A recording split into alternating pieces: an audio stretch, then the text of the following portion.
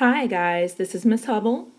Today I'd like to talk to you about your dream property project.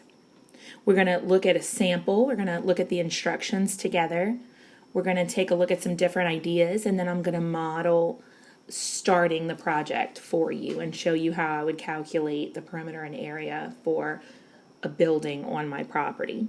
And then we'll take a look at the rubric together so you can see how I might use the rubric to check my work when I am done. Here I have a sample for you of a person who's already finished theirs.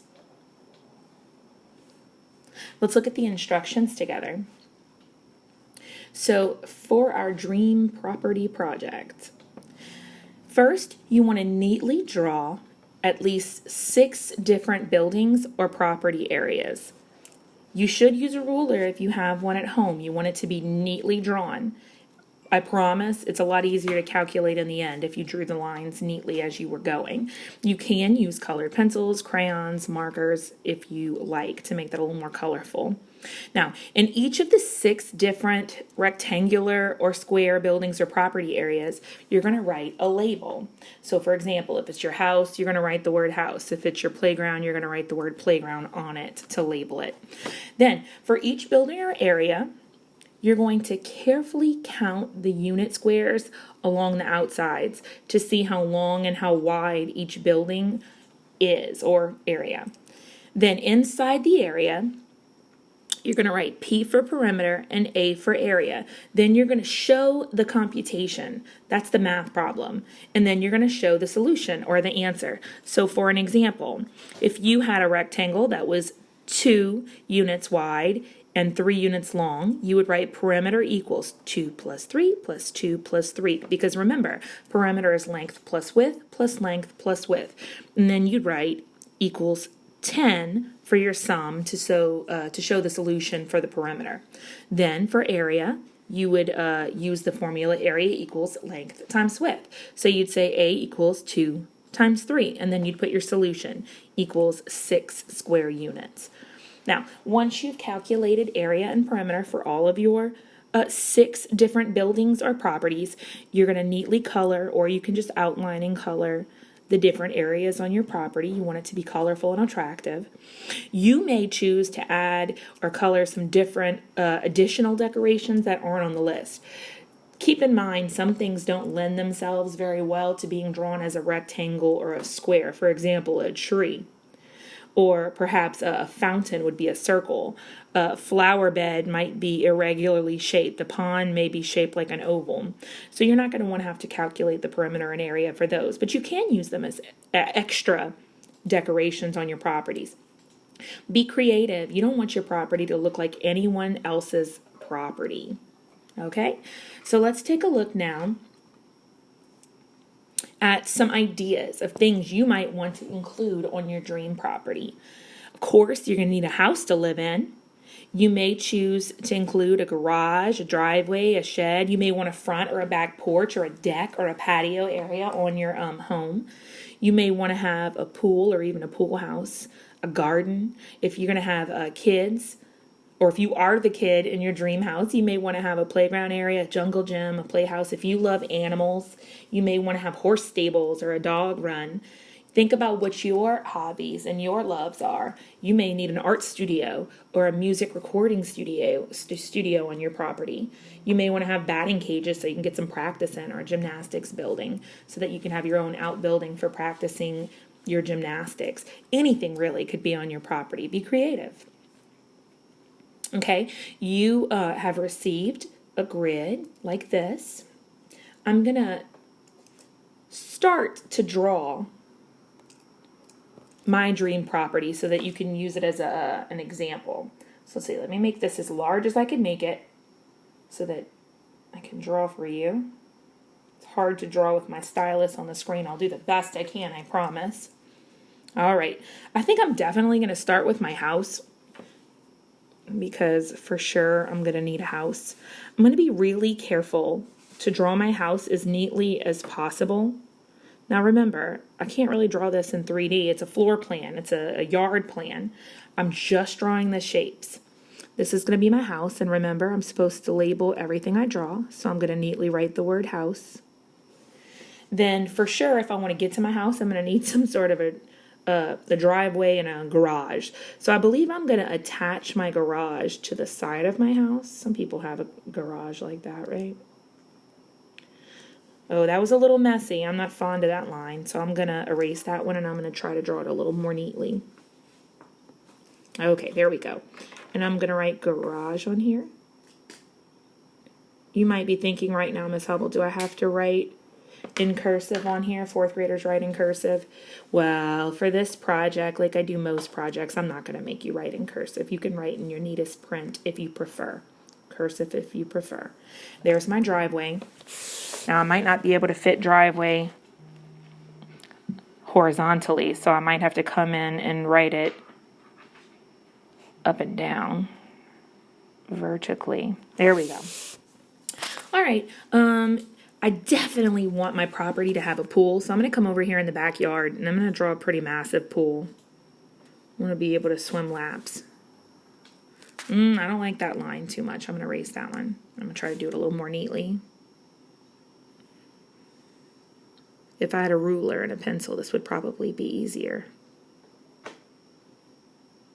There we go. Make it as neat as I can. Okay. And don't forget, I have to label the pool. Let me see how many areas I have so far, because I know I need 6. Oh, I only have 4. Need some more. Let's add a garden over here on the side. I might want to have a garden.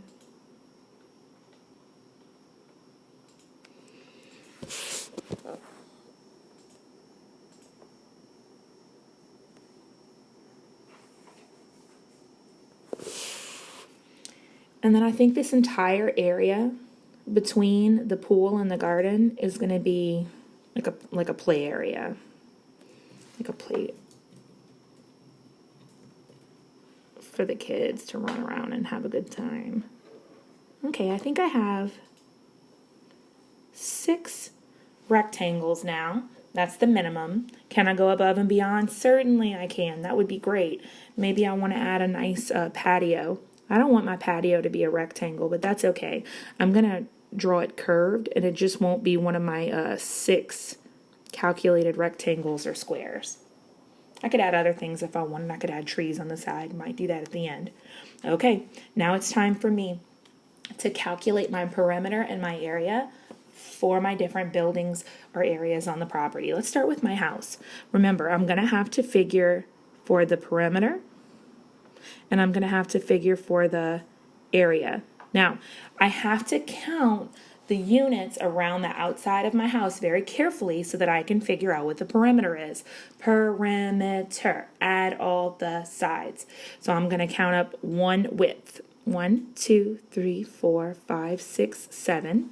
It is 7 units wide plus, let's do a length. 1, 2, 3, 4, 5, 6 units. And I know that there are 4 sides to a house, not just 2. So it's going to be 7 plus 6 plus 7 plus 6. And now it's time for me to solve for the perimeter of my house. So I'm going to have to add and come up with a sum. Well, 7 plus 6 is 13.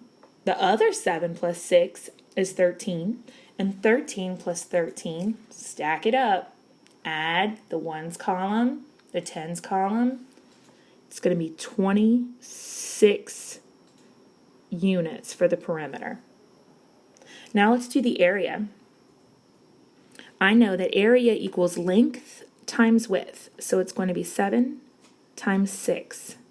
And I'm going to say 7 times 6 equals 42 square units. So now I've calculated the area and the perimeter for my house. Now I'm going to go and I'm going to do this to every single area on the property. I have to write them on there.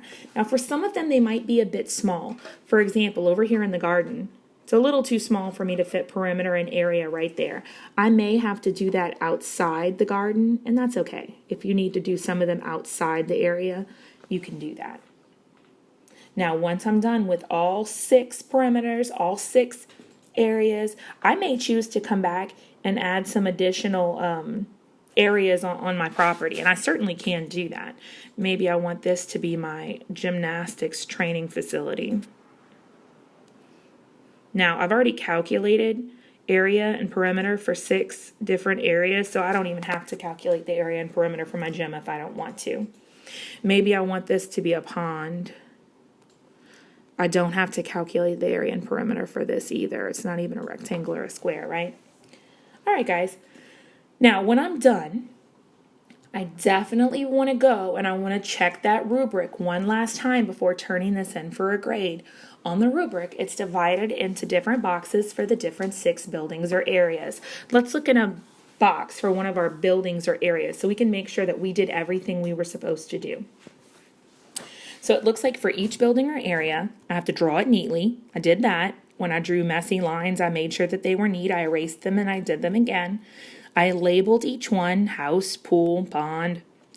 And then perimeter and area problems are written. I did that. Remember, it was a 7 plus 6 plus 7 plus 6, or 7 times 6 for the area. And then I had to put the area and perimeter solutions right there on the square or rectangle, which I also did. I put my answers on there. Looks like I would earn all 6 points for this area. Looks like that would be my house. Now I'm going to be the one filling in the rubric, not you, but you certainly want to use that rubric to check and make sure you've done everything. You always want to do that. Just like we go over it in class, you want to look at this rubric before you begin and when you're done. The very last box on the page is the overall project box. You want to check and make sure that you use your neatest handwriting, print or cursive. It's fine with me.